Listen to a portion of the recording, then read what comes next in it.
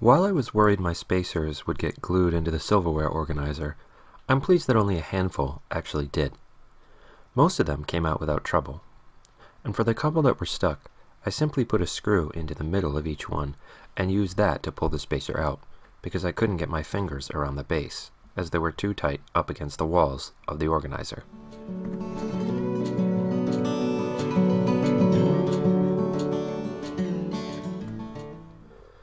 Now that the silverware drawer organizer is finished drying, I need to sand off the glue and erase my pencil marks, then put a nice trim piece around the entire thing so the exposed plywood edges don't give anyone splinters.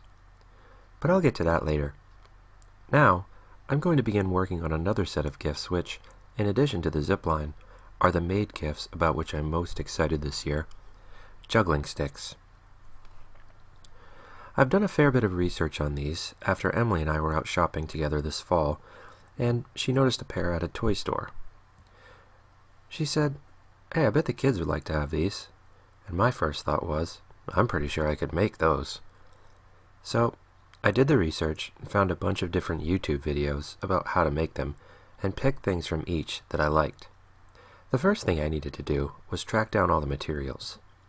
For each set of juggling sticks, that includes a 48-inch by half-inch wooden dowel, a 48-inch by 7/16" wooden dowel, a roll of rubber electrical tape, which can be tricky to find, and a roll of vinyl electrical tape in a different color, meaning anything other than black, because that's the only color I've been able to find rubber electrical tape in, as well as something to use for the tassels on the end of the juggling stick itself. I used rubber inner tube that was meant for a wheelbarrow tire, and found it at my local hardware store. I've seen several different versions of this little jig, which is simply there to hold the tape. I just threw this together using a bunch of the scrap pieces I recently organized on new lumber storage shelves in the workshop. It sure was nice to find them easily and not have to dig through random piles on the floor.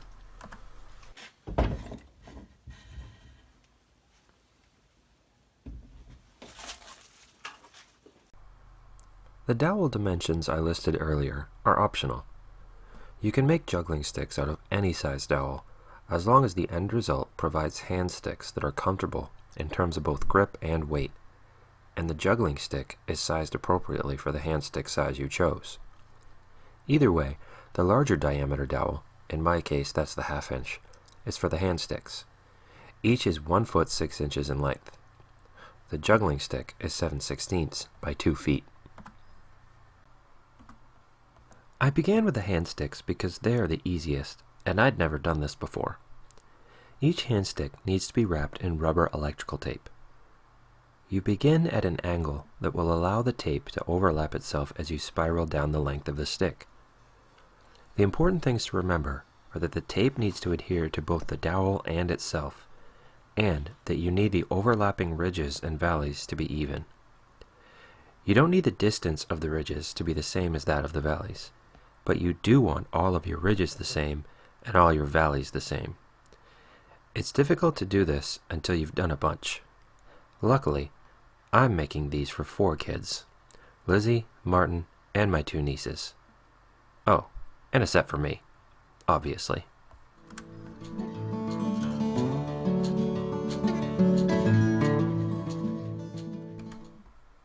The next step is to cover the gaps left by your beginning and ending angles. At the end of the hand stick that will be in your hand, you only need to go around once to cover the wood. At the other end, put several layers on, being careful to align the edges of the tape with each pass. This thickened layer will help you keep the juggling stick on the hand sticks, which is really important, especially for younger children who are just starting out and need to gain some confidence. Once that's done, you put the finish on. This step is completely optional. The hand sticks will work with just the rubber tape. The vinyl tape of a different color is purely for aesthetics. A nice touch is to wrap the handle side in the opposite direction from the original rubber tape spiral. Again, it's not necessary, but it looks nicer that way.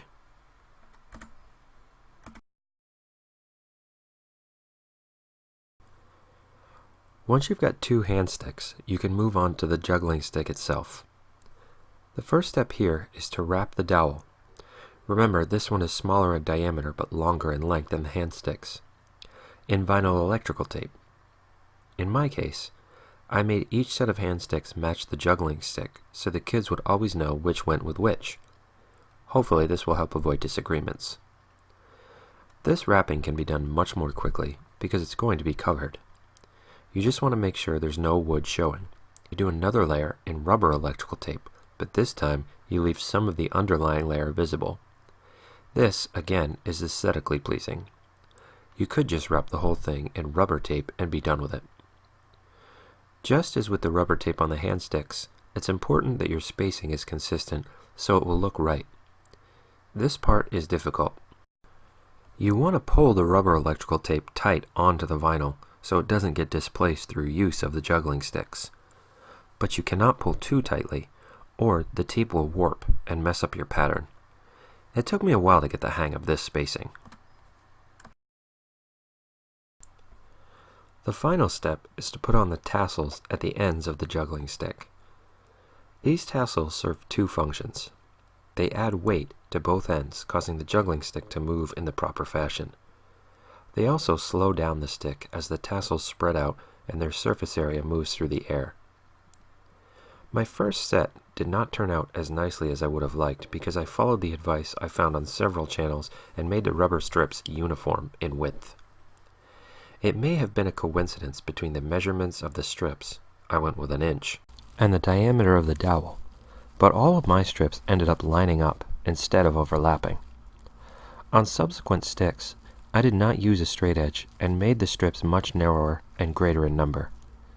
This produced a much better result, and I ended up going back and recutting the first sets of tassels while they were on the dowel.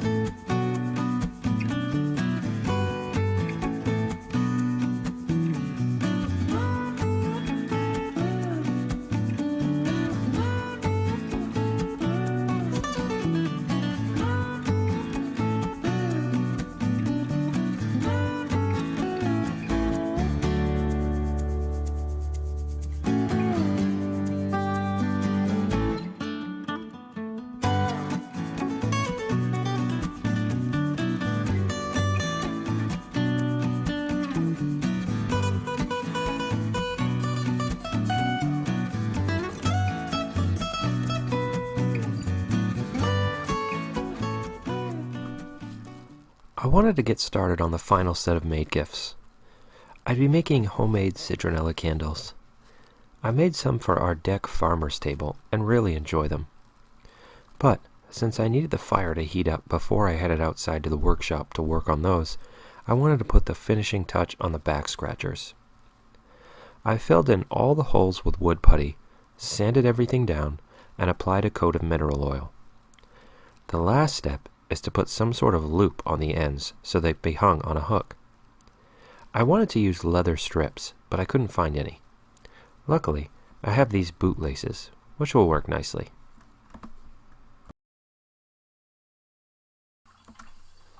These particular laces have a nylon coating, which makes them the perfect candidate for an old trick from my days as a Boy Scout. Any rope will fray when it's cut. Synthetic materials can be melted with just a kiss of heat. Don't let the flame stay on too long, and be careful not to have your face directly over the material. Synthetics make some obnoxiously toxic gases when melted.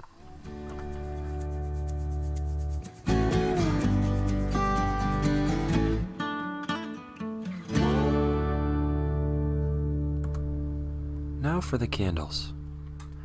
I got this idea from a combination of not wanting to waste something and the fact that I work from home. Since I love being outside and I improved our deck with a roof, I spend as many days as possible, at least in the spring, summer, and fall, out on that deck. If I need to be on a computer all day, I might as well be in a nice setting. I take most of my video meetings out there, and my colleagues are jealous when they see my backdrop of garden, forest, and blue sky. But I live in Maine, which means I need to compete with some pretty intense bugs.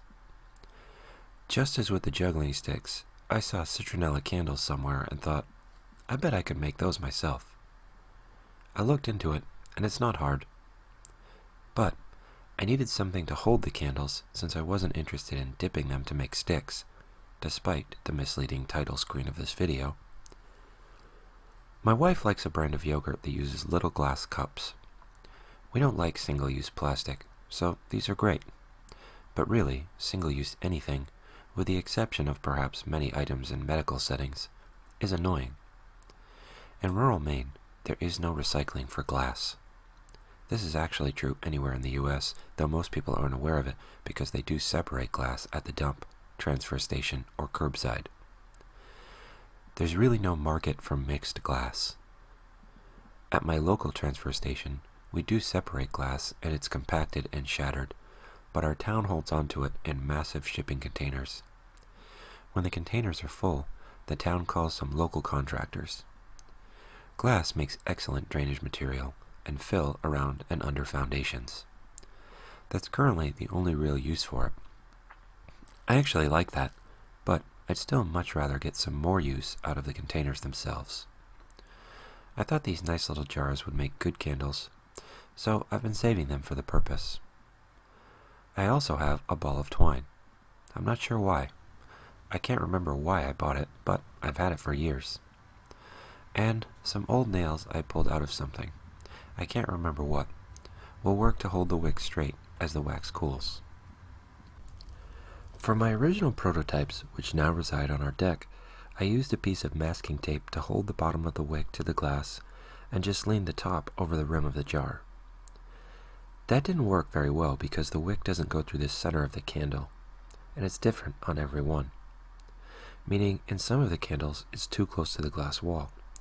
In some, it burns down one side, leaving a wall of wax on the other, which then melts and snuffs out the flame. I'm hoping using these nails to hold the wick in the middle will work much better.